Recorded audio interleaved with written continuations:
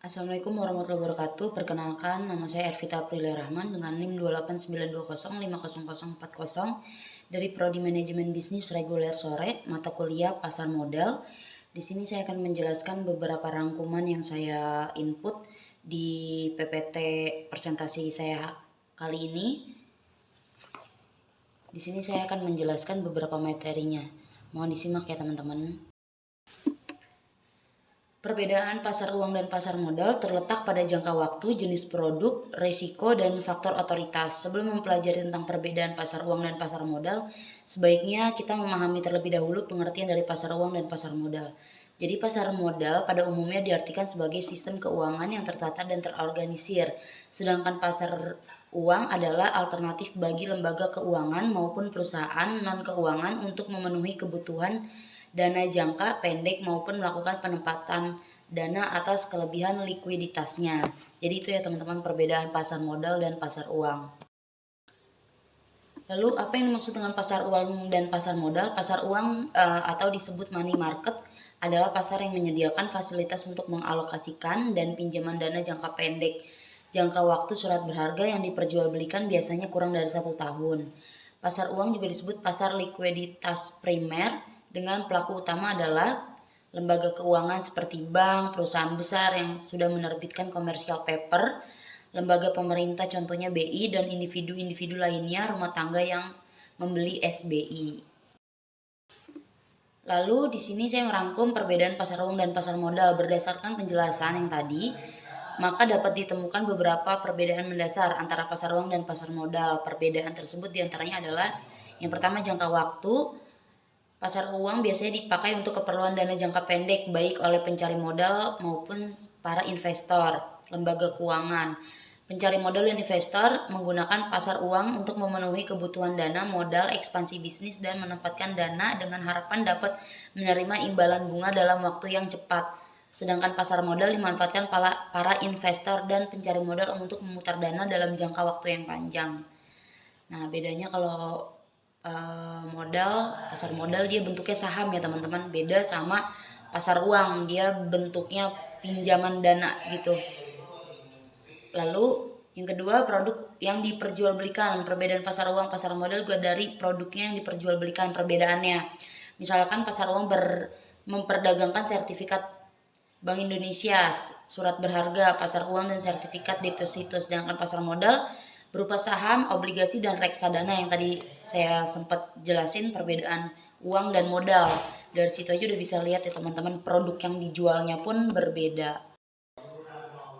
Lalu ada yang ketiga, otoritas. Otoritas adalah pihak yang berwenang untuk mengatur, mengizinkan, mengembangkan, hingga pihak mengawasi aktivitas perekonomian. Dalam hal ini, otoritas tertinggi di pasar uang adalah Bank Indonesia, sedangkan otoritas tertinggi pasar modal adalah OJK yang bertugas melakukan koordinasi dengan Bursa Efek Indonesia, di mana mereka bertanggung jawab atas keseluruhan aktivitas transaksi dan regulasi yang terjadi dalam pasar modal.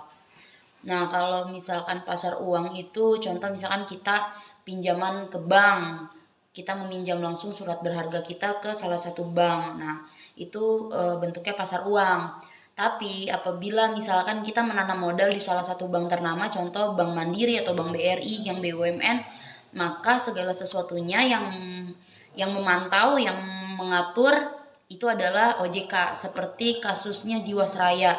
Nah, itu agak aneh juga tuh itu karena bisa kelolosan di Bursa Efek. Jadi sahamnya banyaklah korban-korban di situ. Lalu yang keempat ada resiko. Baik pasar modal maupun pasar uang masing-masing memiliki resiko akibat aktivitas yang dilakukan. Misalkan pasar uang memiliki resiko di mana terjadi fluktuasi pada nilai surat berharga sehingga mengakibatkan gagal bayar, inflasi, capital loss, hingga nilai mata uang berubah. Meski demikian, keamanan yang ada di pasar uang lebih terjamin karena dikelola oleh orang-orang profesional di bidang manajemen investasi. Sedangkan risiko yang terjadi di pasar modal biasanya berupa harga saham yang anjlok akibat kinerja perusahaan pemilik saham, likuiditas, kondisi politik dan ekonomi negara, hingga sentimen pribadi investor. Lalu di sini saya memberikan contoh pasar umum dan pasar modal. Contoh pasar uang, pelaku pasar uang biasanya adalah lembaga keuangan seperti bank, yayasan, dana pensiun, perusahaan asuransi, lembaga pemerintah, yang menyasar pada sertifikat Bank Indonesia SBI, surat berharga, deposito, interbank call money, commercial paper, dan treasury bill. Lalu pasar modal secara ringkas dapat diartikan sebagai sarana bagi perusahaan dan institusi lain untuk bertemu. Biasanya pertemuan tersebut didasari karena membutuhkan pendanaan dari masyarakat yang ingin melakukan investasi. Contoh pasar modal adalah jual beli surat berharga seperti saham, instrumen investasi, reksadana, surat utang atau obligasi, dan exchange traded fund. Keuangan dalam sebuah perusahaan menjadi pondasi yang kuat terbangunnya sebuah perusahaan. Keuangan juga bersifat sangat riskan. Jika tidak dikelola dengan baik akan menjadi amburadul dan tentunya akan menghentikan jalannya sebuah perusahaan. Dalam sebuah perusahaan dibutuhkan bidang sendiri yang mengurus bagian keuangan atau bisa juga disebut manajemen keuangan. Manajemen keuangan adalah kegiatan perencanaan, pengelolaan, penyimpanan, serta pengendalian dana aset yang dimiliki suatu perusahaan. Pengelolaan keuangan harus direncanakan dengan matang agar tidak timbul masalah di kemudian hari. Nah, biasanya beberapa perusahaan ketika awal tahun dia sudah merencanakan tuh apa yang akan dibuat, apa yang akan direncanakan, plan 1 tahun ke depan biasanya itu sudah dikemukakan apabila di meeting tahunan di sebuah perusahaan. Nah, makanya manajemen keuangan ini sangat penting di salah satu perusahaan. Nah, tujuan manajemen keuangan itu apa sih teman-teman? Yang pertama menjaga arus kas, memaksimalkan keuangan perusahaan, mempersiapkan struktur modal, memaksimalkan efisiensi, keuntungan, mengoptimalkan kekayaan perusahaan, mengurangi resiko operasional, memastikan kelangsungan kehidupan perusahaan, dan yang terakhir mengurangi biaya modal. Nah, biasanya finance tuh agak lebih teliti di poin nomor 9, mengurangi biaya modal yang nggak penting-penting pasti dia pangkas-pangkas tuh. Pembiayaannya, menjaga arus kas juga sama antara uang keluar dan uang masuk dan beberapa hal lainnya. Fungsi manajemen keuangan yang pertama ada planning, yang kedua ada budgeting, yang ketiga ada controlling, keempat auditing, dan kelima reporting. Planning ini sebuah rencana keuangan dalam sebuah perusahaan yang tadi saya bilang biasanya ini direncanakan di awal tahun atau di akhir tahun untuk membahas plan 1 tahun perusahaan ke depan apa.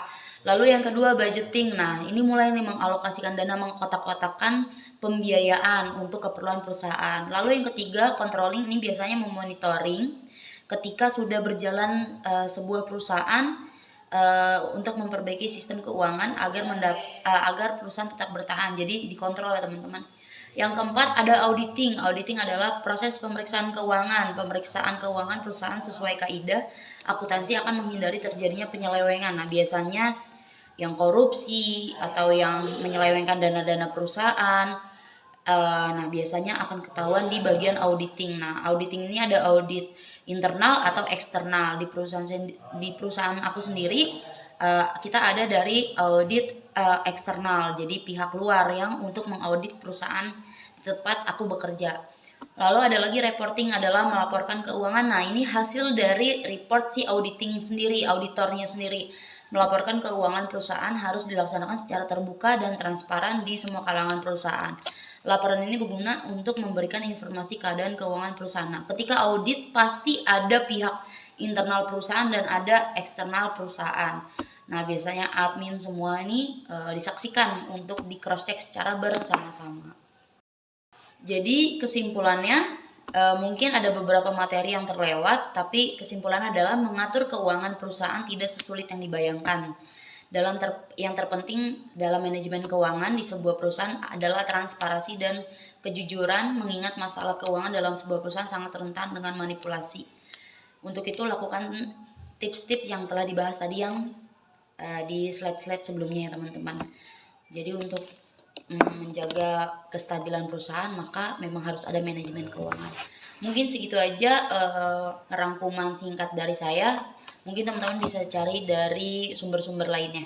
Wabillahi taufiq wal hidayah. Wassalamualaikum warahmatullahi wabarakatuh.